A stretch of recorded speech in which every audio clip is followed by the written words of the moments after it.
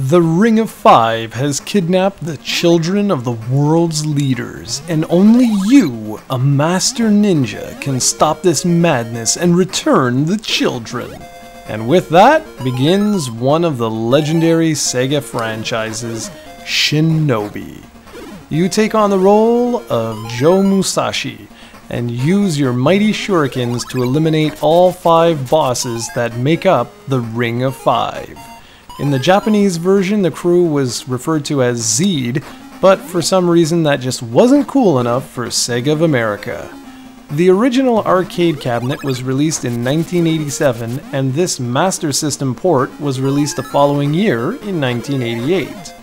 It's a fairly faithful reproduction of the arcade classic with some unique changes. For starters, Joe now has a health bar, which makes progression slightly easier. Rescuing the kidnapped children isn't mandatory in this version, although highly recommended as children grant access to bonus stages and upgrade Joe's short and long-ranged weapons, and overall health. Upgrades include short-range weapons that replace his punching kicks, including a long-range sword, nunchucks, and a Manriki Gusari chain. Long-range upgrades that replace Joe's shurikens include a knife, bombs, and a gun. Sadly, if you die, you lose all of your upgrades, and let me tell you right now, that pretty much means it's game over, especially in the later stages, as enemies can attack you even if they're off-screen. Each level has 2 distinct areas, an upper and a lower area. By pressing and holding either the up or down button plus the jump button, players can shift between each area, and doing so is an absolute must if you want to rescue all the children. The platforming sections are a bit of a hit and miss in this game because the controls, while good, aren't really designed for platforming. They're more action-based. I can't tell you how many platforms I missed because they were just out of reach, so you sort of have to tippy-toe to the corner of one platform and pray jump to the next.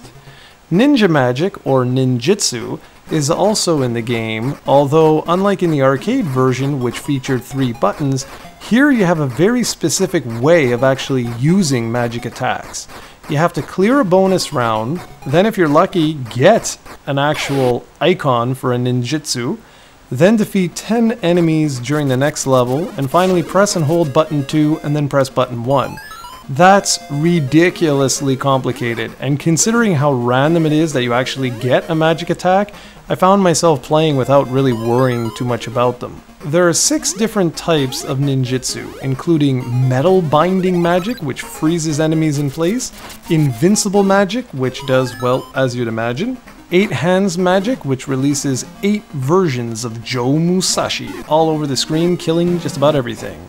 There's also flying squirrel magic, which allows Joe to fly for a short period of time, lightning magic, which destroys all enemies on screen, and finally tornado magic, which creates a whirlwind around Joe and crushes his enemies.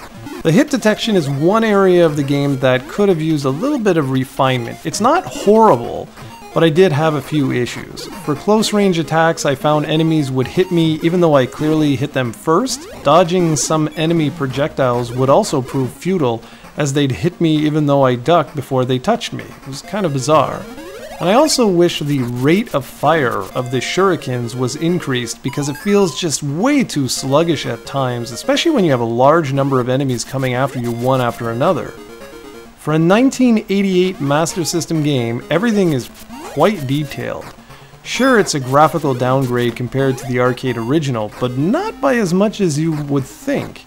The sprites have been reduced in size, but they still animate well for the most part, with only occasional choppiness here and there. There's some color bleeding as well, but not too much.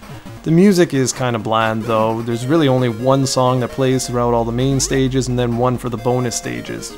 Overall, Shinobi is a fun game that can be completed in around 35 minutes or so once you get the hang of the game, but trust me, it's going to take you much longer than that the first time you play it. It's a very challenging game that requires quick reflexes and good timing. If you're looking to experience the game that started the Shinobi franchise, go ahead and give this one a try. The arcade version is available on Xbox Live Arcade and on the Wii's Virtual Console.